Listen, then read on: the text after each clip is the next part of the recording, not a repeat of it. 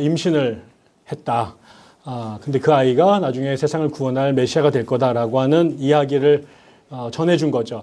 보통 이걸 우리가 수태고지라고 그럽니다. 예수님의 그 임신을 천사가 와서 알려주는 것. 그런데 보통은 여러분이 중세 그림을 보면 이 수태고지는 주로 누구에게 하냐면 마리아에게 하죠. 그래서 다른 성경책에는 마리아에게 찾아와서 네가 나중에 그 예수님을 아까는 메시아를 임신을 했는데 그가 세상을 구원할 메시아가 될 것이다 라고 하는 이 수태고지를 그 가브리엘 천사가 예수님의 어머니인 성모 마리아에게 한 것으로 되어 있습니다. 근데 그 성모 마리아에게만 그 얘기를 한 게 아니라 예수님의 아버지인 요셉에게도 천사가 와서 같은 얘기를 했습니다. 근데 저는 오늘 그 요셉의 입장에서 이 수태고지 얘기를 한번 해보고 싶습니다. 생각해 보십시오. 지금 한 총각이 있었는데 이제 결혼할 때가 됐습니다. 한 동네에서 제일 잘 나가는 삼돌이 옆에 삼순이처럼 그 마리아라고 하는 아주 이쁘고 참한 자매를 아내로 맡게 됐습니다. 그래서 약혼을 했습니다. 여기까지 요셉에게는 황금빛 내 인생처럼 장래가 열려져 있는 것처럼 생각했죠. 뒤에 그 이루어지는 마리아의 삶을 봐서는 굉장히 근사한 여인이었던 것 같습니다. 내가 그 마리아를 내 아내로 내가 차지하게 됐다. 그래서 얼마나 그 날을 손꼽아 기다렸을까요? 이거는 굉장히 남자적 입장에서 얘기하는 거예요. 여러분은 여자분들 기분이 나쁘실 수도 있는데 아무튼 그 총각에게는 이 귀한 자매랑 결혼하게 됐고 그게 자기 짝기로 이루어진 것 때문에 너무나 설레었을 거 아닙니까? 그러니까 얼마나 그 혼례 날을 기다렸을까요?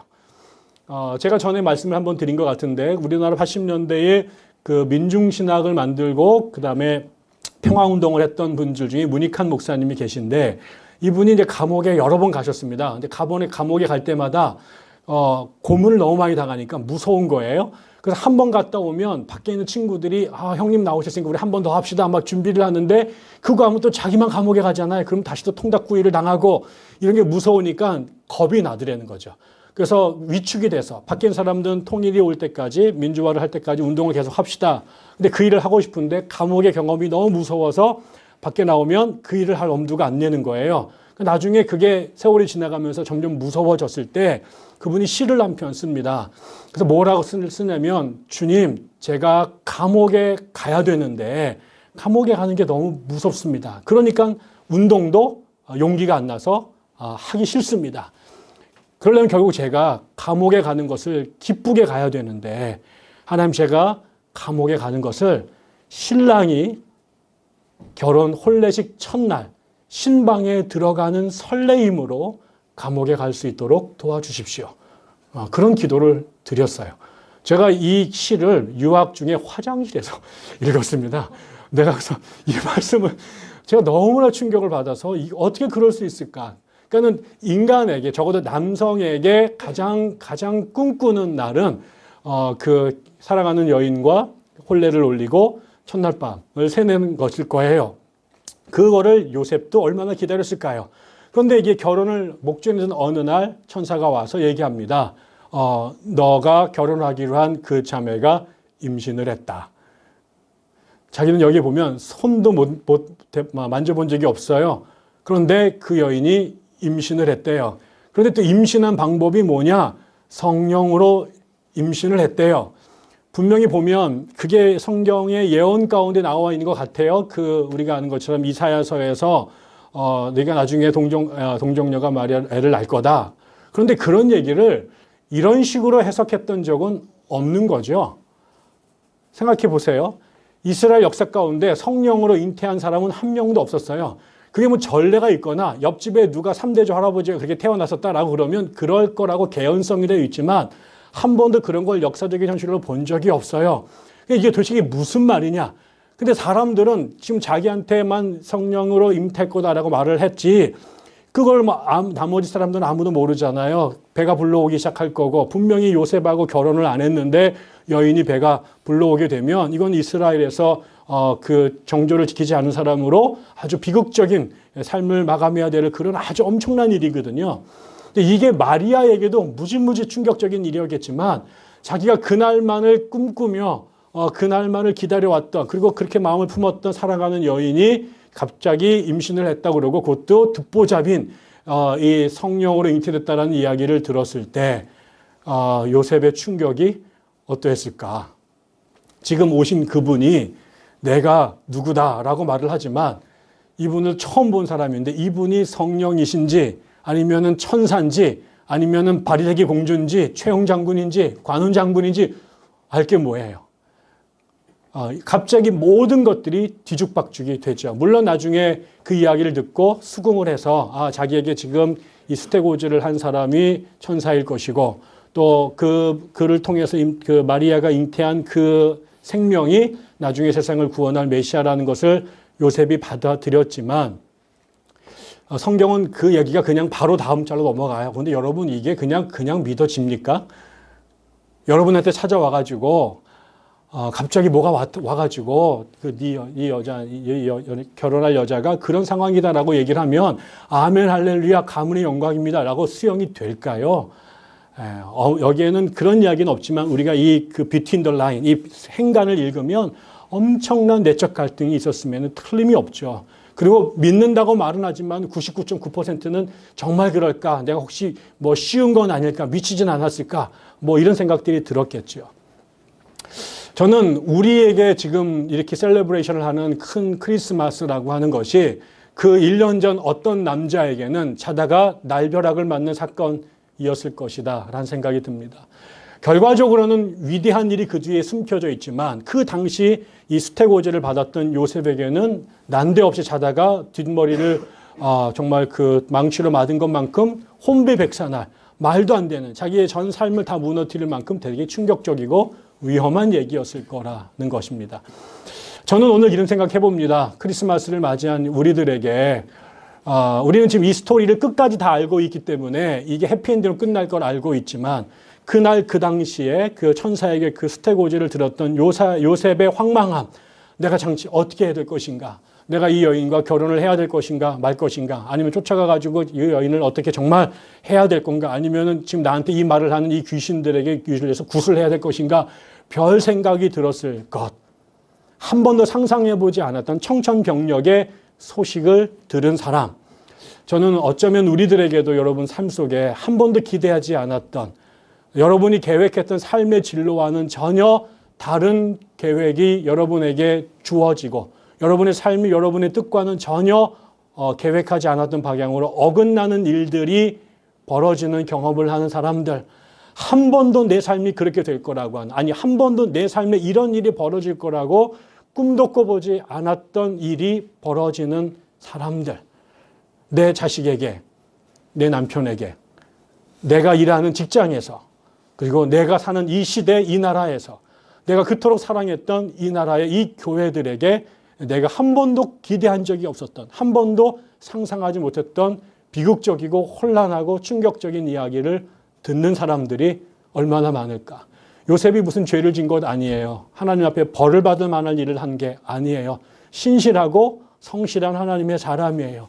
그런데 적어도 그 당시 그가 경험했던 것에 비추어 볼 때 도무지 수용할 수 없는 소식을 듣기도 하고 그 일의 주인공이 되기도 하고 그 일이 내 한복판에서 벌어지는 일들을 경험하게 될 때가 많습니다. 다시 말하지만 이교도들에게 혹은 안 믿는 사람들에게, 아니 못된 짓 하는 사람들에게만이 아니라 한 번도 하나님의 길에서 어긋난 적이 없는데 그분을 위해서 헌신을 했던 사람들에게도 나에게 이런 청천벽력 같은 사건과 소식이 이루어지고 벌어질 수 있다. 그런데 그 일이 결국은 그 일이 어쩌면 우리 모두의 실존인지 모르겠습니다.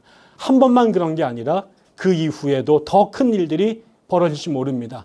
얘기를 들었던 일이 얘기만 들었을 때는 잘 모르겠는데 그 현실로 드러날 때 어마어마한 아픔과 충격이 있을 겁니다.